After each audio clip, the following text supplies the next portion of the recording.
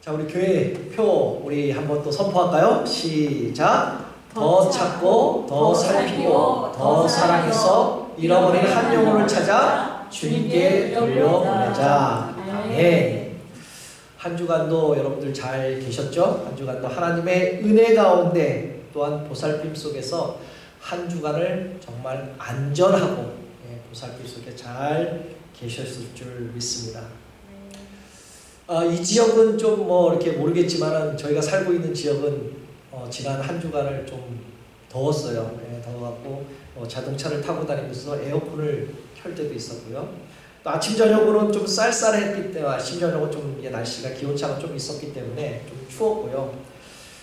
이제 제가 싫어하는 그 여름철이 시작이 되고 있습니다. 저는 여름철만 되면 제가 좀 싫어합니다. 그럼에도 불구하고 여러분들, 우리 살아가는 성도님들 항상 건강에 유의하시기를 주님의 이름으로 축복합니다. 네. 지난 주일에는요, 제가 병원에 그 체크업이 있어서 오클랜드 병원에 잠깐 다녀왔습니다. 그런데 그 병원 주차장에 이제 들어가면요, 주차를 하고 이제 엘리베이터를 타고 올라가는데 2층에서 주차를 하고 이제 엘리베이터 타고 올라가는데 1층에 갑자기 사람들이 많이 들어오는 거예요. 1층에서. 그리고 이제 지하 1층에서요. 그리고 1층으로 올라갔는데 사람들이 같이 내리게 됩니다. 그리고 들어온 사람들이. 엘리베이터 문이 크진 않는 엘리베이터지만 그래도 양문으로 이렇게 열리잖아요. 양문으로 열리는데 그 크기가 큽니다. 그런데 여러 사람들이 한꺼번에 또한 이렇게 들락날락 하다 보니까 부딪히고 서로 간에 그 문이 작다라는 것을 느끼게 되었습니다. 여러분들은 큰 문을 좋아하십니까? 아니면 작은 문, 그 좁은 문을 좋아하십니까? 이 세상에 많은 사람들은 대부분 일반적으로 그 넓은 문 또한 넓은 길을 좋아하게 마련이죠. 그러나 그 반면에 가기를 원하지만은 그 길이 쉽지가 않다는 것이죠. 어렵고 가기 힘든 그 좁은 문, 좁은 길이 있다라는 것입니다. 이렇게 누구에게나 교차로에서 어느 길로 가야 하든지 좌회전을 갈지 우회전을 갈지 아니면 직진으로 갈지 결정을 해야 된다는 것이죠. 저와 여러분들이 이 세상을 살면서 이런 인생의 교차로에서 거기에 따른 중요한 결단을 해야 할 때가 또한 선택을 해야 할 때가 우리의 자주 있게 되죠. 그러나 목적지가 있으면요 반드시 왼쪽으로 가든 오른쪽으로 가든 직진으로 가든 그 길을 선택하고 그 길로 곧장 가야 한다는 것입니다. 오늘 본문에서 예수님께서는 이 세상에는 두 길이 있다라고 오늘 말씀하시죠. 하나는 좁은 길, 여러분들이 잘 아시는 좁은 길. 또 하나는 여러분들이 또 너무 잘 알고 있는 넓은 길을 설명하고 있습니다. 그리고 그 길은 들어가는 문이 두 개가 있습니다. 하나는 좁은 문, 또 하나는 넓은 문. 그 결과도 역시 두 가지가 있겠죠. 다 알고 계시는 영생이 있고요. 또 하나는 멸망이 있다는 것입니다. 그렇다면 여러분들은 지금 가는 인생의 길에서 궁극적으로 가기를 원하는 곳, 원하는 길, 원하는 문, 또한 소망하는 길이 과연 어디입니까? 물론 넓고 편안한 길을 가기 원하는 것이 바로 인간의 본성이라는 것이죠. 저도 넓은 길을, 저도 넓은 문을 가고 싶죠. 그런데 오늘 본문 13절, 14절에는 예수님께서 어느 길로 가라고 명령하고 계시다는 것이죠. 바로 좁은 길로 가라고 우리 예수님께서는 우리들에게 말씀하고 있는 것입니다. 사랑하는 성도 여러분, 산상설교를 바르게 이해하려면요 예수님의 그 산상설교를 하신 그 목적을 반드시 깨달아야 합니다. 오늘 본문도 산상설교에 관한 얘기죠. 이 점을 무시하고 산상설교를 해석하면 십중팔구 그 산상설교의 행위가 행위로 통하여 구원받는다는 것을 당시 율법사와 바리새인들처럼 오해를 하게 된다는 것입니다. 산상설교를 분석해보면 예수님께서 세 가지 목적을 가지고 오늘 산상설교를 하신 것을 알 수가 있습니다. 화면에 나온 것처럼 첫 번째 목적이 바로 이렇습니다. 예수님은 구원을 받은 성도들이 하나님의 말씀을 지켜 이 땅에서 복을 받기 위해서 첫 번째로 산상설교를 하신 거죠. 산상설교의 시작이 바로 마태복음 5장에 나오는 8복 중에 하나 처음에 있죠. 심령이 가난한 자는 복이 있다라고 시작을 합니다. 하나님 말씀대로 사는 성도들에게 이 땅에서의 복을 하나님께서는, 그 예수님께서는 약속을 하고 있는 말씀이죠. 산상설교는 율법의 핵심인 하나님을 사랑하고 이웃을 사랑하면 복 받을 수 있는 그 진리를 오늘 요한복음 6장 33절에 이렇게 말씀하고 있습니다. 너희는 먼저 그의 나라와 그의 의를 구하라. 그리하면 이 모든 것을 너희에게, 우리들에게 더하신다라고 말씀하고 있죠. 이처럼 예수님은 하나님의 백성에게, 또한 하나님의 말씀을 지키는 그 사람들에게 이 땅에서 복을 받을 수 있는 방법을 가르쳐 주기 위한 첫 번째 산상설교라는 것이죠. 두 번째 산상설교는요, 예수님은 구원받는 성도들이 하나님의 말씀을 잘 지킴으로 천국에서 상 받기를 위함이라고 오늘 말씀하고 있습니다. 마태복음 5장 11절에 12절에서 이렇게 말씀합니다. 나로 말미암아 너희를 욕하고 박해하고 거짓으로 너희를 거슬려 모든 악한 말을 할 때 너희에게 복이 있다라고 말씀하십니다. 그리고 기뻐하고 즐거워하라. 하늘에서 너희의 상이 큼이라 라고 말씀하면서요, 너희 전에 선지자들도 이같이 박해를 받았다라고 말씀합니다. 우리가 이 땅에 살면서 예수 믿는다고, 교회를 다닌다고 어떤 사람들에게 욕을 먹거나 핍박을 받거나 박해를 받는 것을 우리는 두려워하지 말고 기뻐하라라고 오늘 말씀하고 있는 것이죠. 예수님은 성도가 주님을 위하여 핍박받을 만큼 하늘에서 상 받는 것과 성도가 하나님의 말씀을 바르게 가르치며 성실하게 지킨 만큼 하늘에서 받을 상이 이렇게 크다라고 오늘 가르치고 계시는 것이죠. 이처럼 예수님은 구원받는 성도들이 하나님의 말씀을 잘 지켜 하늘의 상 받기를 위하여 두 번째 산상설교를 하신 것이죠. 그러면 세 번째 목적은 무엇일까요?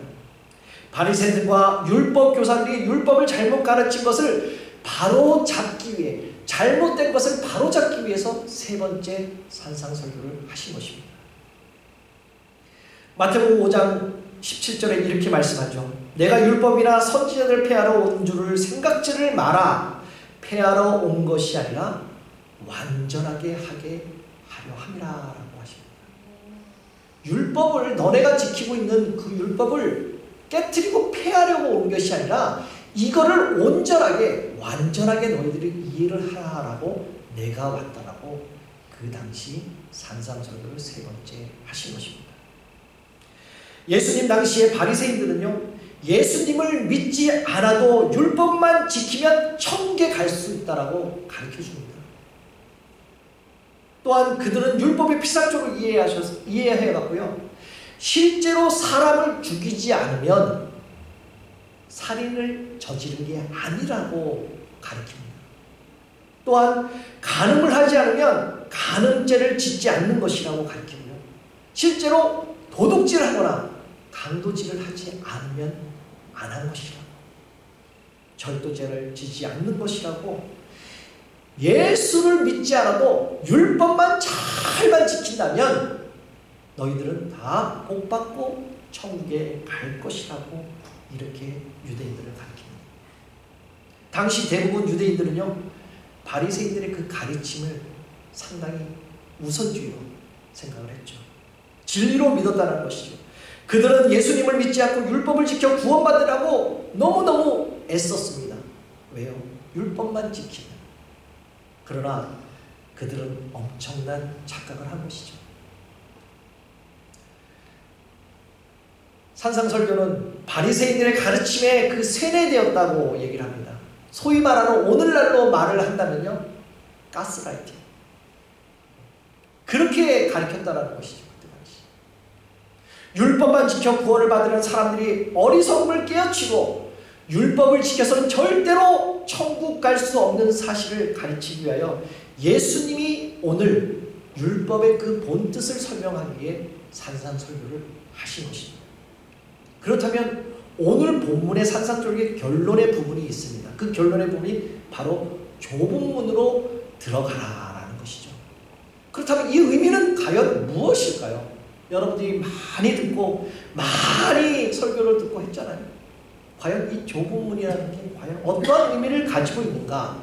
우리 함께 읽어볼까요? 본문 13절 14절 우리 함께 읽겠습니다. 좁은 문으로 들어가라. 멸망으로 인도하는 문은 크고 그 길이 넓어 그리로 들어가는 자가 많고 생명으로 인도하는 문은 좁고 길이 협착하여 찾는 자가 적다라고 말씀합니다. 뭐 세부적으로 설명을 안 드려도 여러분들이 더 잘 알고 계실 것입니다.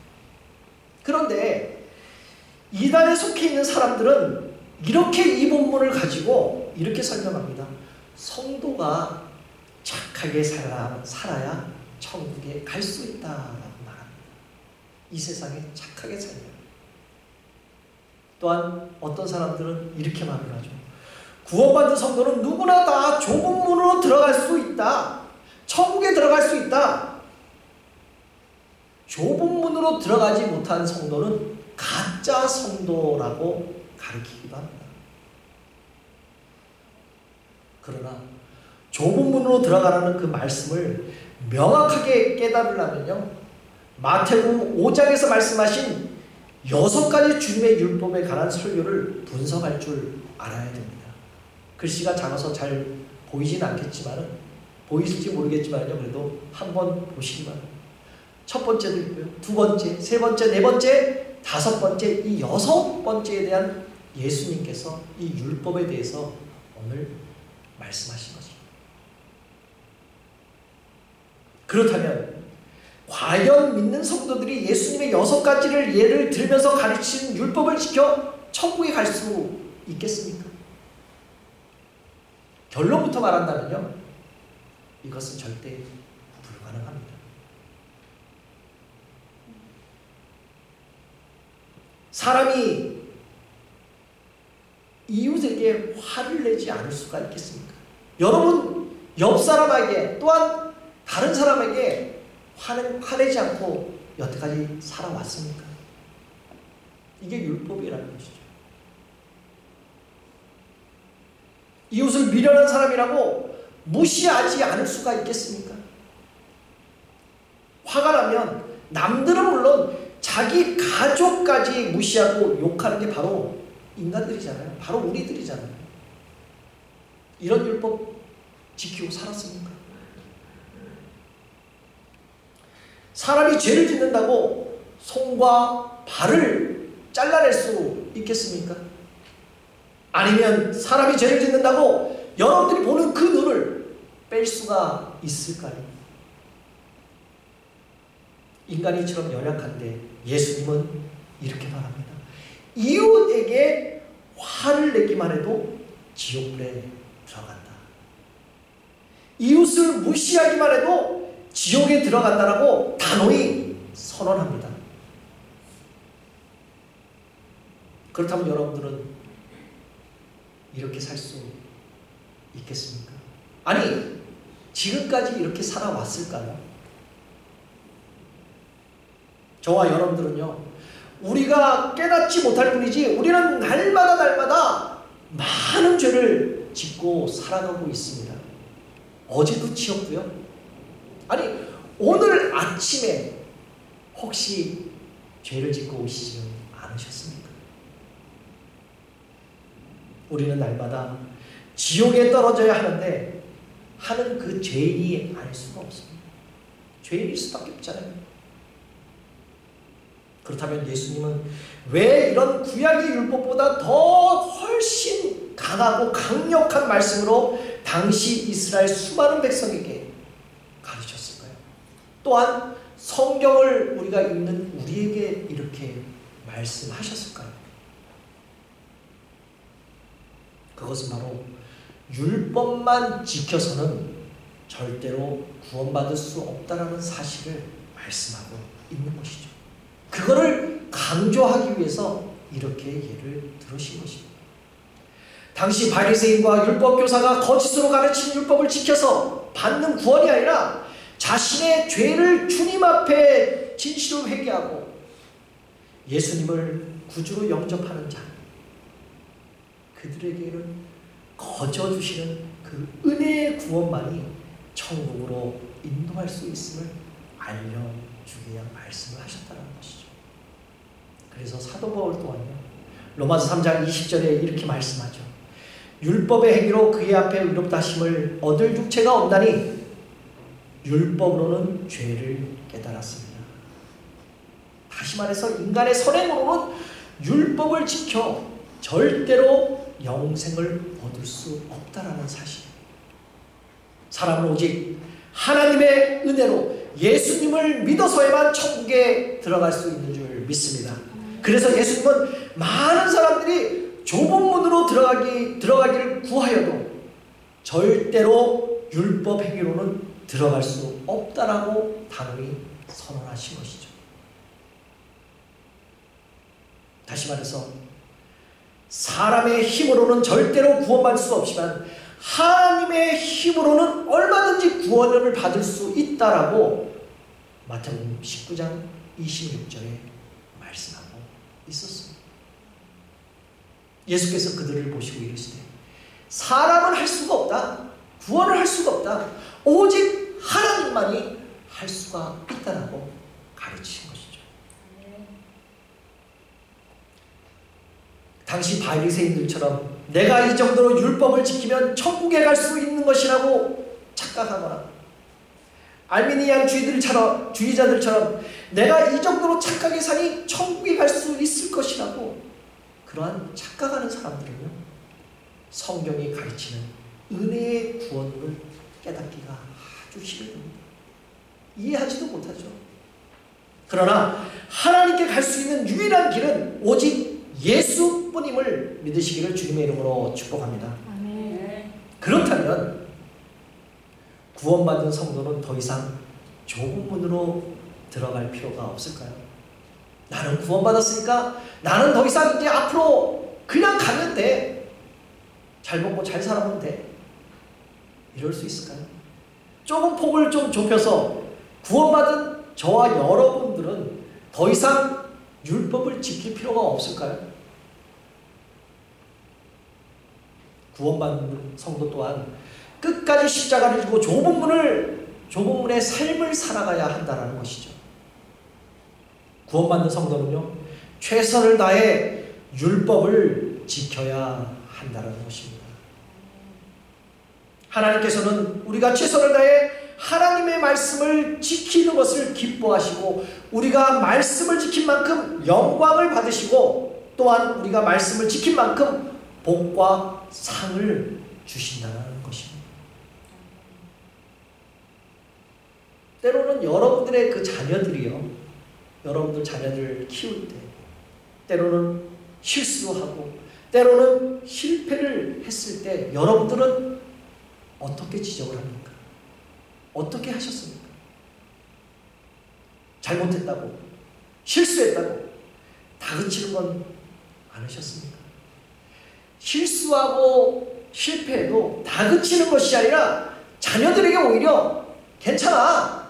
한 번 실수했는데, 한 번 잘못했는데 앞으로 잘하면 되지, 앞으로 실수 안 하면 되지, 이렇게 다독거리면서 최선을 다하면 돼, 이렇게 격려하고 있지 않으셨습니까? 마찬가지로 하나님께서 여러분들이 실패해도 실수해도 항상 여러분들을 격려해 준다는 사실입니다. 그러므로 여러분들의 율법을 지키다가 실패하고 또는 실수해도 낙심하지 말고 다시 일어나 최선을 다해 하나님의 말씀을 지켜나가시기를 주님의 이름으로 다시 한번 축복드립니다. 특별히 우리 소망장로교회 성도님 모두 주님처럼 사랑을 실천하면 좁은 문, 그 좁은 길을 십자가 지고 따라가므로 바로 구원의 은혜로 날마다 감격하며 살아가는 여러분들 되시기를 주님의 이름으로 축복합니다. 사랑하는 성도 여러분, 사실 좁은 길, 좁은 문 어떻습니까? 들어가기 힘든 일 아닙니까? 어떻게 24시간 하루 왼종일 주님만 생각하며 기도하고 말씀 보고 그럴 수 있겠습니까? 특히 요즘 시대에 오직 예수라고 말하는 그 자체에 대해서 손가락질하고 교회 가자고 얘기하는 거부 반응을 일으키는 이 시대에 모든 종교는 다 진리가 있다라고 말씀하고 있는 이 진리에 어떤 종교를 믿든지 그 종교에는 구원이 있고 모든 종교는 복을 받을 수 있다는 그러한 다원주의적인 사상을 가리키는 것이 지금 이 시대에 많은 것입니다. 이 시대에 우리 자녀들이 이러한 시대에 살고 있다는 것이죠. 내 입맛에 맞고 구미에 맞는 그 종교를 선택하고 또 구원이 있다라고 하니까 얼마나 기분 좋게 그 선택을 하겠습니까? 오늘날 많은 사람들이 이런 식으로 자꾸 생각을 바꾸고 종교를 바꾸고 또한 신앙을 바꾼다는 것이죠. 더더욱 우리는 지난 3년 동안 코로나 시대를 살면서 교회라는 곳에 등지고 사는 시대에 살고 있었습니다.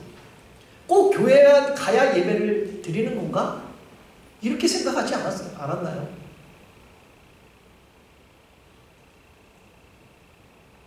여러분들 다 온라인 예배를 드려보지 않으셨습니까? 어땠습니까? 좋았습니까? 물론 좋았을 수도 있습니다. 하지만 허전하고 뭔가가 그 빠진 느낌, 좀 표현하기는 좀 그렇지만 화장실에 갔다가 뒤를 닦지 않는 그러한 느낌, 그러한 기분이 들지 않으셨습니까? 신앙이 자꾸 도태되고 처음에는 단정하게 옷을 입고 단정하게 하며 예배를 드렸지만 한 주, 두 주, 한 달이 지나가고 나면 어떻게 예배를 드려요? 좀 편안한 방법, 편안한 옷으로 소파에 좀 기대면서 혹시 신앙에 도태되고 자꾸 신앙에 목말라 갈증나고 고갈되면서 예배를 드리지 않으셨나요?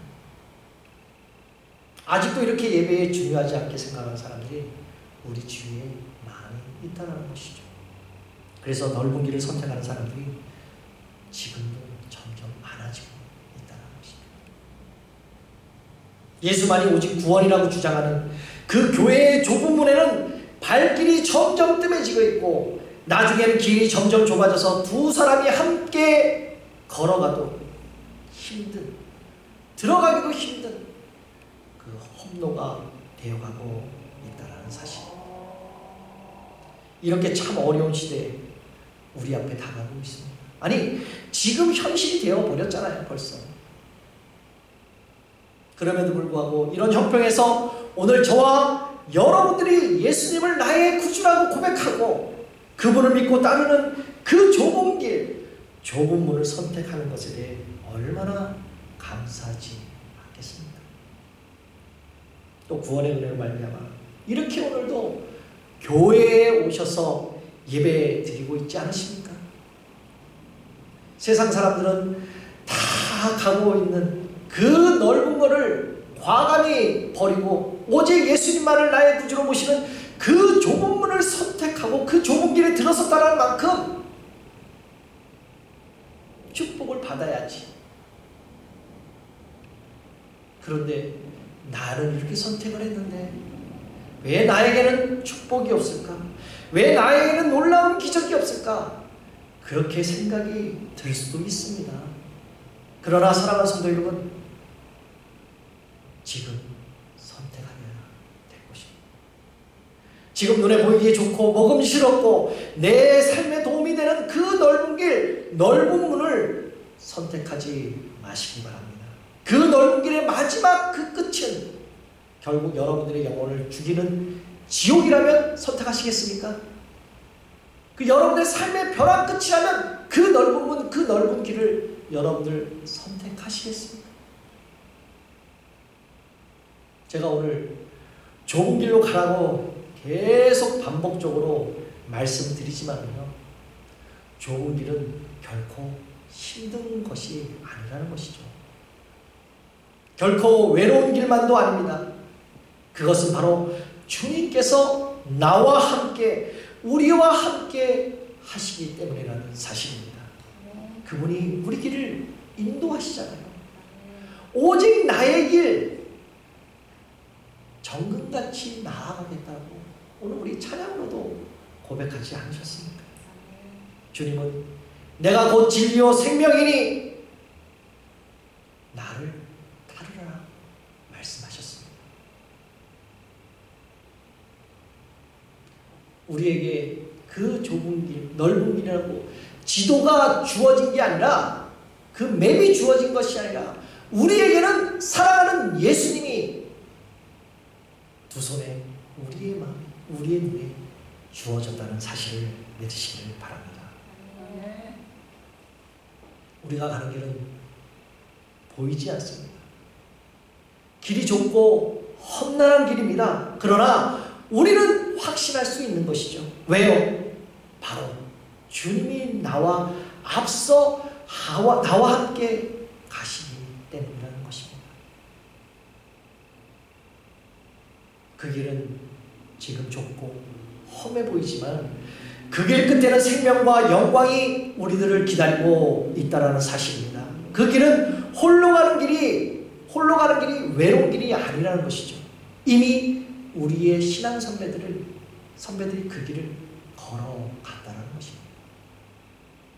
우리 목자 대신 우리 주님이 함께 하시는 길인 줄 믿습니다. 좁은 문으로 가는 길이 승리와 생명의 길이라는 확신을 놓지 않는 여러분들 되시기를 다시 한번 주님의 이름으로 축복합니다. 이제 말씀을 맺겠습니다. 이제 좁은 길을 선택하십시오. 이제 기도의 삶을 선택하시기를 바랍니다. 이제 좀 베풀고 나눠주는 삶, 좀 남을 섬기는 삶, 교회를 섬기는 삶, 남을 위해 살고 죽는 그러한 아름다운 삶, 그러한 삶은 좀 힘들고 험하고 좁은 길이지만 우리는 과감히 믿음으로 이 길을 선택해야 될 것입니다. 분명히 그 삶 뒤에는 넓은 천국, 정말로 어느 것 갖고 바꿀 수 없는 그 좋은, 그 고귀한 천국이 기다리고 있다라는 사실을 믿으시기를 바랍니다.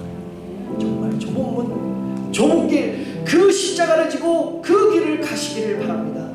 이 길은 우리가 가야 되는 것이 당연한 거 아닙니까? 우리 다 구원받은 사람이기 때문에 당연히 가야 한다는 것이죠. 이제 주님이 오시는 날까지, 주님이 다시 오는 때까지 그 길에서 영광의 주님을 저와 함께, 또한 우리 모두가 함께 내 사모하는 주님, 그 주님을 함께 맞이하지 않으시겠습니까? 이제 내 눈앞에 이익을 보이는 넓은 문, 넓은 길이 아니라 궁극적으로 내 삶에 가장 필요한 내 삶과 내 영과 내 육안이 있는, 안식이 있는 저 천국의 좁은 길을 선택하고 정말 예수님과 친밀한 관계를 맺기를 결단하는 여러분들, 또 하나 함께 예배드리는 모든 분들 되시기를 다시 한번 예수 그리스도의 이름으로 축복합니다.